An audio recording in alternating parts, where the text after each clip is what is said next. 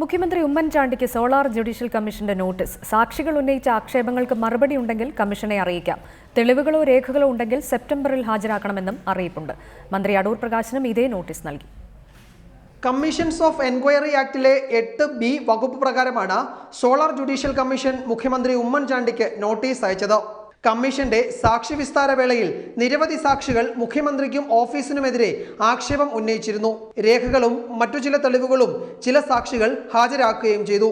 അന്തിമ റിപ്പോർട്ട് തയ്യാറാക്കുന്നതിന് മുമ്പ് ആരോപണ വിധേയർക്ക് വിശദീകരണം നൽകാൻ അവസരമൊരുക്കുകയാണ് കമ്മീഷൻ ചെയ്യുന്നത്.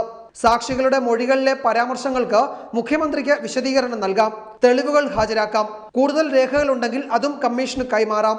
ഇതാണ് നോട്ടീസിലെ ഉള്ളടക്കം. എന്നാൽ മുഖ്യമന്ത്രി ഉമ്മൻചാണ്ടി കമ്മീഷന് മുൻപാകെ നേരിട്ട് ഹാജരാകണമെന്ന് നിർബന്ധമില്ല.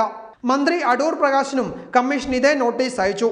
ഇതുകൂടാതെ ജനപ്രതിനിധികളടക്കം 30-ലധികം പേർക്ക് സമാനമായ നോട്ടീസ് കമ്മീഷൻ അയക്കുന്നുണ്ട്. ഇവരൊക്കെ വിവിധ ഘട്ടങ്ങളിൽ സാക്ഷികളുടെ ആരോപണം നേരിട്ടവരാണ്.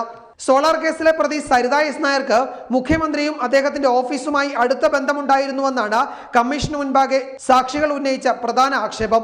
ഇക്കാര്യത്തിൽ ചില രേഖകളും മറ്റു ചില തെളിവുകളും കമ്മീഷന് മുൻപാകെ ചില സാക്ഷികൾ ഹാജരാക്കുകയും ചെയ്തു. ഈ ആക്ഷേപങ്ങൾക്ക് കമ്മീഷൻ മുൻപാകെ മുഖ്യമന്ത്രി മറുപടി പറയുമോ എന്നാണ് രാഷ്ട്രീയ കേന്ദ്രങ്ങൾ ഉറ്റുനോക്കുന്നത്. സോളാർ ജുഡീഷ്യൽ കമ്മീഷന്റെ സാക്ഷി വിസ്താരം അവസാന ഘട്ടത്തിലേക്ക് കടന്നു. റിപ്പോർട്ടർ, കൊച്ചി.